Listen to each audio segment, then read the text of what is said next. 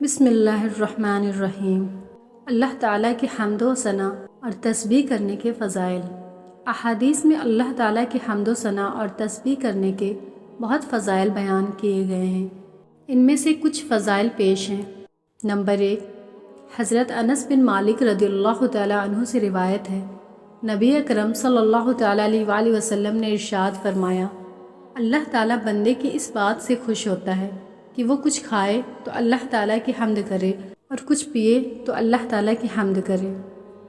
Number 2، حضرت جابر بن عبداللہ رضی اللہ تعالیٰ عنہ سے روایت ہے، حضور پرنور صلی اللہ تعالیٰ علیہ وآلہ وسلم نے ارشاد فرمایا، سب سے افضل ذکر لا الہ الا اللہ ہے اور سب سے افضل دعا الحمدللہ ہے۔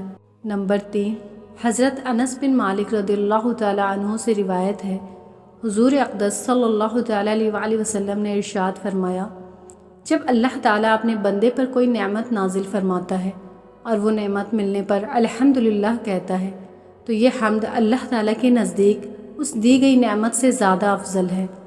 نمبر 4، حضرت ابو ہریرہ رضی اللہ تعالیٰ عنہ سے روایت ہے، نبی اکرم صلی اللہ تعالیٰ علیہ وآلہ وسلم نے ارشاد فرمایا، 2 کلمے ایسے ہیں جو زبان پر ہلکے ہیں، میزان عمل میں بھاری ہیں اور اللہ تعالیٰ کو بہت پسند ہیں۔ وہ 2 کلمے یہ ہیں، سبحان اللہ و بحمدہ، سبحان اللہ العظیم۔ نمبر 5، حضرت ابو سعید خدری اور حضرت ابو ہریرہ رضی اللہ تعالیٰ عنہما سے روایت ہے، رسول کریم صلی اللہ تعالیٰ علیہ وآلہ وسلم نے ارشاد فرمایا، اللہ تعالیٰ نے کلام میں سے 4 چیزوں کو پسند فرما لیا ہے۔